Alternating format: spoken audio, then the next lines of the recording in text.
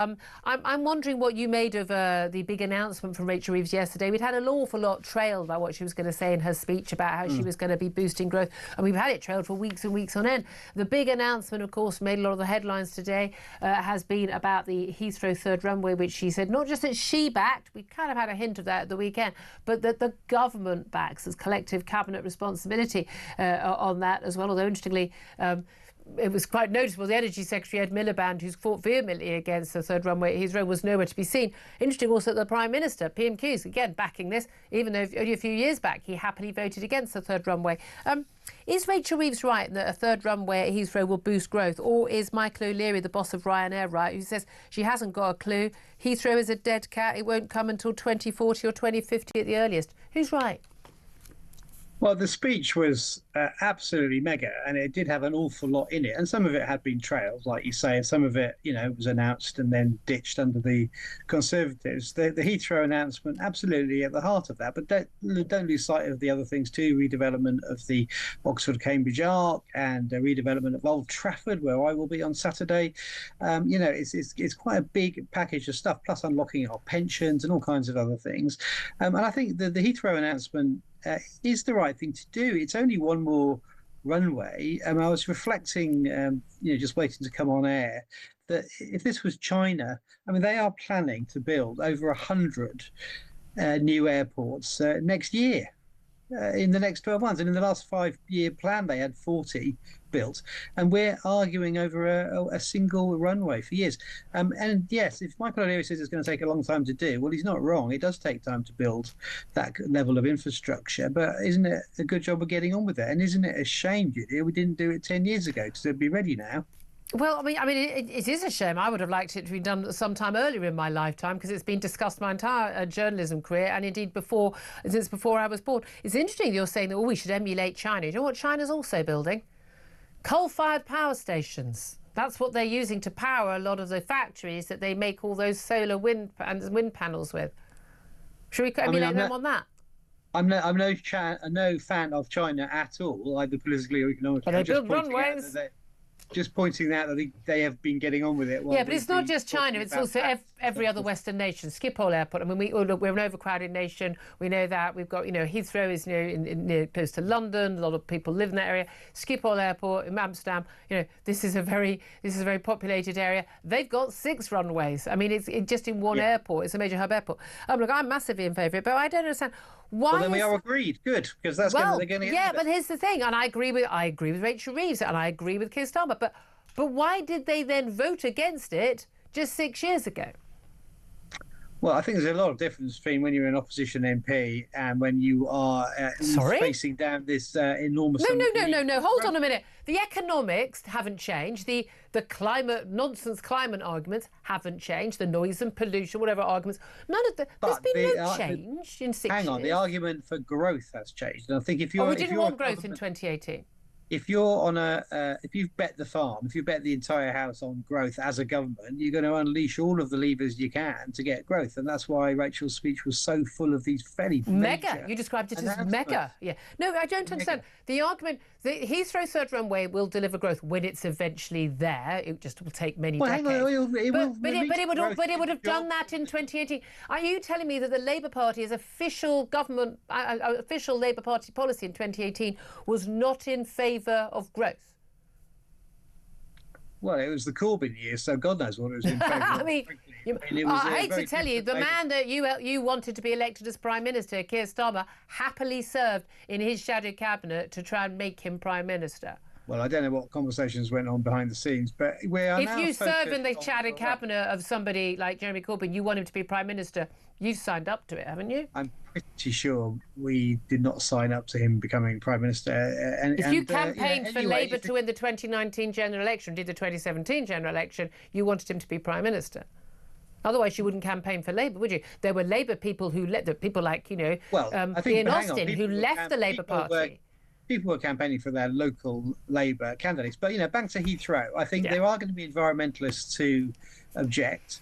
and there will be a row with inside the Labour Party, because there always is. But I think the big objective of growth is overarching and is the most important. Why do you think the London Mayor, Sadiq Khan, Labour Mayor, of course, why do you think that he is opposed to growth then? Because he is opposed to the Heathrow third runway and says he's going to fight it legally or otherwise. Well, he's entitled to do so because he's not in the cabinet and he is the city mayor. And if he feels that it's not right for London, that's an argument he can make. But if the government says this is good for the country, and it will create an awful lot of jobs in London, you said about we'll have to wait for the growth, but the growth will come because of all the jobs in the supply chain, in the construction and the apprenticeships and all the people supplying them, right now, as soon as it's announced. So it's a 10-year program or whatever it is, but it will have benefits in London right now. And, I suspect that Sadiq Khan will start to see some of those benefits. The trade unions should welcome this because these are going to be good, high quality jobs. Trade unions are very keen on all this stuff. But here's the thing. I don't think it's going to happen unless the law is changed on net zero, because the law, which, again, Tories put in place, Labour happily supported as well, and support it to this day, there's a law in place that actually prevents anything, the government pursuing any policy which actually is in contravention of its abilities to meet its net zero targets in 2050, because that is legally set in stone. Building a new airport, and by the way, there is no big revolution in clean fuel that's going to happen in the next 10, 20 years. That's not no one sensible think that's going to happen. So we're going to see more pollution. I personally don't have a problem with more noise pollution and more pollution for us to be able to have more planes and have more growth. I think that is a necessary cost. However, that's going to happen. That's going to be in direct contravention of the net zero law, not just policies, law that Labour supports. So when it's a choice between growth with that third runway and the legal commitment to climate change, which one will Keir Starmer and Rachel Reeves choose? Growth, every time. This is written in there in stone. It's engraved on their hearts. But climate change is the biggest challenge facing Britain and humanity, is what Keir Starmer has said. I mean, there's a bit of a false argument, a false dichotomy, because you can get economic growth by investing in, and we've had this conversation. No, you can't. Investing in environmental technology. No, you can't.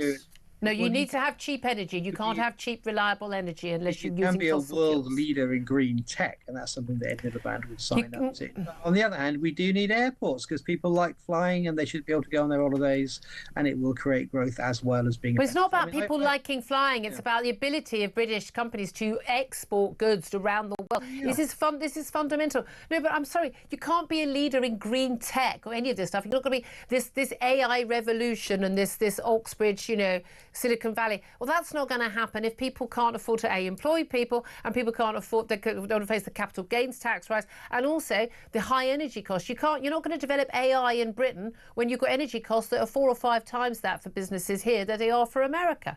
It's not going to happen. I think the Silicon Valley sort of opportunity is enormous there. There's no reason why we there'll be great inventions, and then as soon as it gets off the ground, they'll go off to America and they'll create the jobs and the wealth and pay the tax there, because we know that's what's going to happen, because it's what's already happening. But then we need to stop that brain drain. How do we stop that? By making it possible for those companies to thrive here.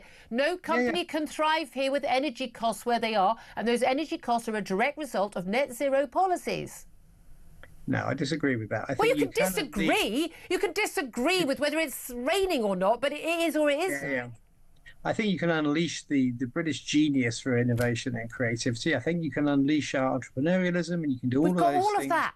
We've got all of that. At the same time, not destroying the planet. We've got all of that. And it doesn't matter how much of that you've got if you can't afford to run the factory because you can't afford to fuel it. Yeah, but I think the announcement yesterday very clearly says that we'll support those companies, particularly in high tech, to create some of those jobs that mean the economy grows. No. Government doesn't help anyone create jobs. Businesses create jobs by setting up companies that can make a profit. And they can't make a profit if they can't build energy. Companies need a framework in which to create those jobs. Of course, government doesn't make jobs, but it can make a situation, a regime, a regulatory regime where companies can. A tax regime, a regulator, and they can actually, and I'm very in favour of the government sorting out planning, and we'll see how well that goes. That's what exciting. I'm in favour of it. I've been very open. I've been in favour of that. But energy costs is one of the single biggest factors, one of the single biggest factors with the deindustrialization of Germany, which, by the way, is entering its third year in recession. It's one of the main reasons why America is thriving and Europe is not. And if the government, the Chancellor, Prime Minister, and people like you are going to keep your heads in the sand about that, we are not going to see any of that growth because it's not possible.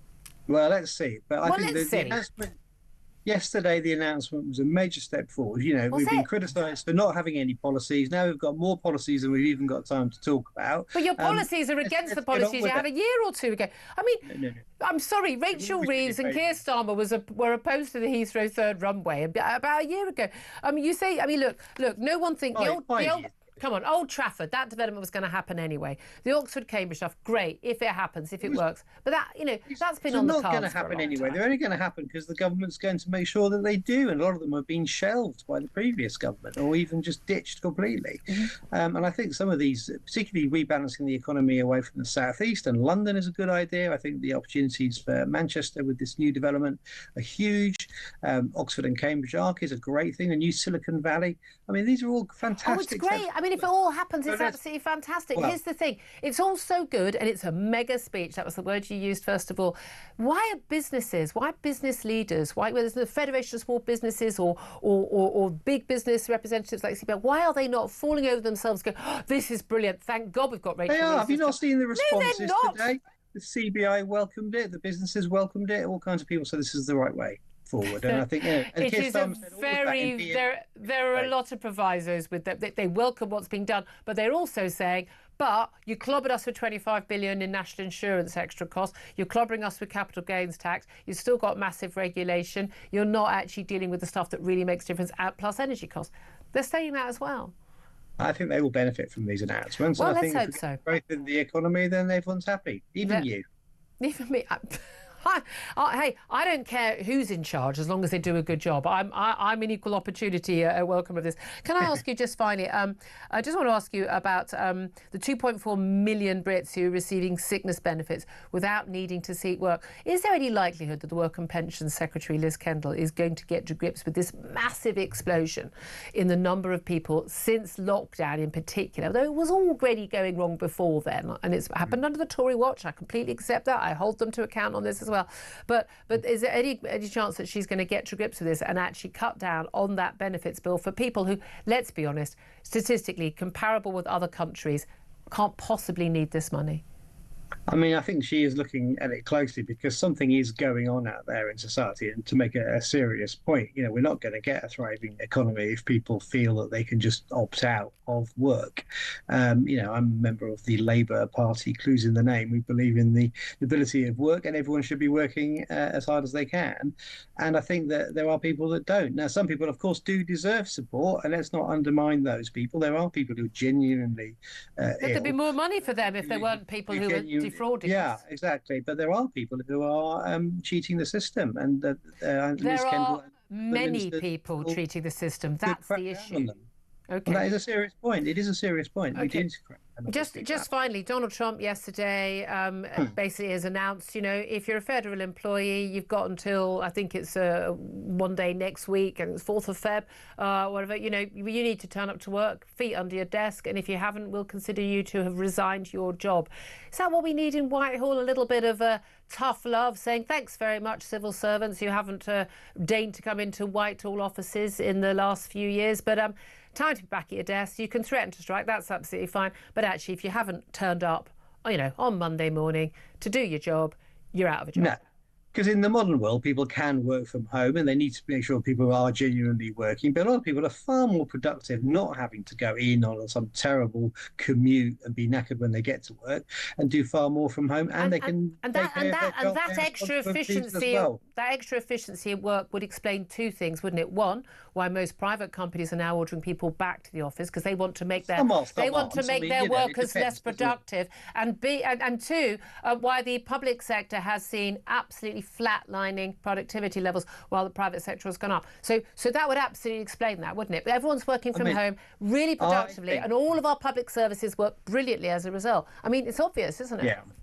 I think there's a blended week is better where you're in the Blended week. workplace some of the time. So you are talking to other people and interacting and having to get up and get dressed and all the rest of it. But a lot of work that people do can be done at home. If it's sitting, reading, It or can be writing, done. The question is or, whether people are and doing that work. There's very little yeah, evidence that they are.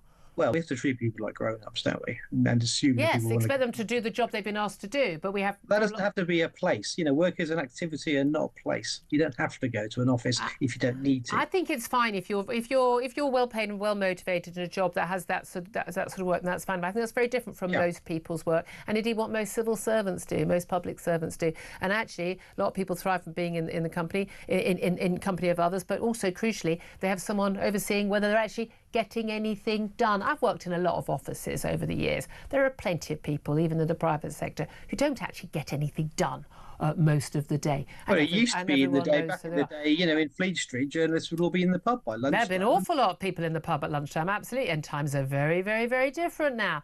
Everything is being slicked down. Well, yeah, in the private sector, that's the way it's gone. In the public sector, everybody will know people who don't do a full day's work at home.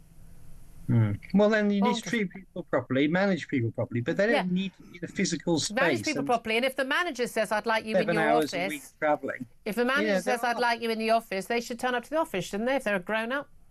Well, if that is the way the office is run, but like I say, the assumption that work is now a place you go to 5 days a week, there's a klaxon in the morning. It's an assumption. No, it's just a reality for most people. Paul, we're going to have to leave it there. This country is never going to get off its knees, is it? Paul Richards, former Labour Special Advisor, I very much appreciate you joining us from home.